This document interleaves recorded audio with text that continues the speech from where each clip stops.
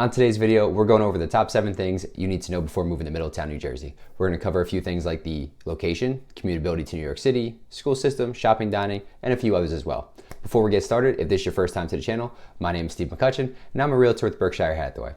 On the Live in Central New Jersey channel, we cover everything related to the Central Jersey real estate market. So if you want to be the first one to know what's going on in either Monmouth or Ocean County real estate, feel free to click the bell, hit the subscribe button. Let's get this video started.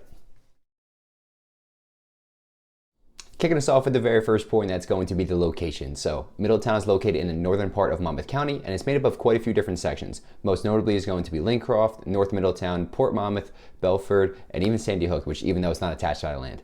A couple of the major roadways in the area are going to be Route 35 and Route 36. Both of these are non-toll roads that take you north and south, and they basically bring you through the majority of the shore towns along the Jersey Shore. The most notable major roadway that goes through is going to be the Garden State Parkway. This is a toll road that also brings you north and south, and this is going to be the main roadway to get you into New York City.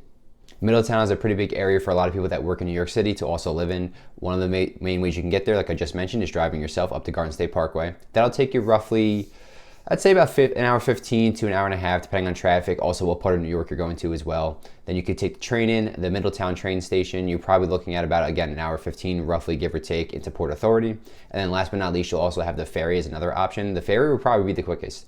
So the ferry is going to be located in Belford. To get to the Wall Street District, you're probably looking at about 45 minutes as a ride over, and then it goes all the way up to Midtown, which is about a 70-minute ride. So you're pretty much looking at any of them, depending on which one, about an hour to an hour 15, maybe hour and a half, depending on traffic. And then the ferry would be the quickest, especially if you have to get to the Wall Street section. So quite a few different options, and yeah, Middletown's a great spot to be.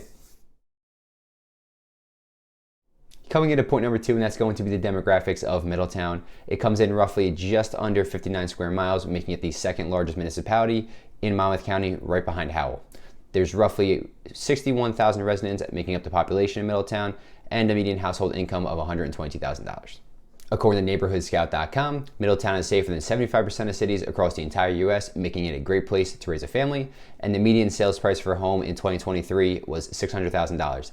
Don't get nervous about that number though, it's not as high as you think. There are plenty of options still below that, which we're going to go over a little bit later in the video, so just stay tuned. So point number 3 is going to be the school system and education in Middletown. According to niche.com, the Middletown Township Public School District is rated an A-. This is going to be divided into 16 different schools, 11 elementary, 3 middle, and 2 high schools. They house roughly about 9,150 students, have a 95% graduation rate, and a 13-to-1 student-to-teacher ratio. One of the big takeaways for the Middletown School District is going to be for athletics. They rank 10th out of 245 in the state for athletes, so it's a great spot to be if you can get involved in sport programs. If you want to move on to college, there are a couple different popular choices. You have Rutgers, Rowan, TCNJ, which is the College of New Jersey, University of Delaware, and Brookdale. Brookdale is going to be the Monmouth County Community College, so it has a couple different campuses throughout the county, making it a little bit easier for students, but the main one is actually going to be in Lincroft, which is local to Middletown.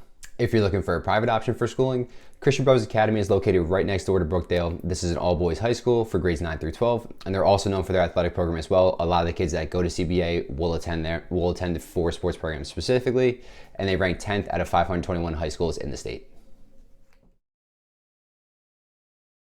Point number 4 is going to be the different housing options in Middletown. So like I mentioned and kind of alluded to before, Middletown does have a little bit of everything for somebody. So if let's say you're on the first-time home buyer side and you're looking for something a little bit lower, they have some townhomes and condo developments. They're going to be looking in between $250,000 and all the way up to $500,000. If you don't want to go the condo or townhome community because you're not really a big fan of those, there are some single-family options that are a little bit smaller, kind of like that starter home. They're going to be sitting in between about $350,000 and $500,000.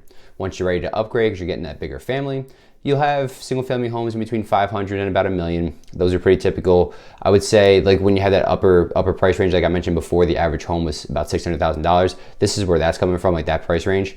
And then once, let's say you hit it big, or just making a little bit of extra money, you want some privacy, some land, or maybe be on the water, you can go into Lincroft or the Navesink area, Navesink section of Middletown, and you'll find some multi-million-dollar mansions over there. Some beautiful pieces of land and property. Coming into point number 5 is going to be different entertainment options in or around Middletown. So just outside of Middletown, you have quite a few different things you could do. You could head over to Route 35 in Hazlitt. They have a Bolero over there, which is a bowling alley. So if you want a night out with your friends and family, you definitely head over there. If you want to take some kids to a water park, you can head over to the Keensburg Amusement and Water Park area. That's going to be a little bit more north of Middletown, not by much, and it's right along the Jersey Shore coastline. If that's not your scene, you want to do more of a nighttime thing, take the train down to Red Bank or even just go drive over. It's a short drive, nothing too crazy. And they have plenty of good restaurants, bars, and clubs in their downtown area. Last but not least, if you want to go check out a concert, we have PNC Bank Arts Center located right in Homedale. It's the next town over from Middletown, and it's right off the Garden State Parkway. So you can get there from either north or southbound side. They have plenty of big names that play there throughout the summer. I've seen Luke Bryan a couple years back. Hell of a show just to check it out. If you do get a chance to see him, highly recommend. He's awesome. He played for like almost 2 hours.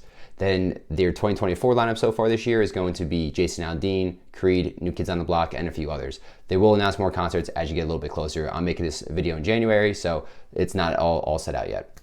One big thing though is if you are going to see a concert there during the summer, anytime between Memorial Day and Labor Day weekend, so pretty much the whole summer, the Garden State Parkway can get packed on certain days. So Fridays, the southbound side or going south is going to be absolutely mobbed for people coming down for the shore. And then on Sundays, people going back to like the city or just going back north in general is also going to be packed. So just adjust your calendar a little bit or your time frame just so you don't miss the concert.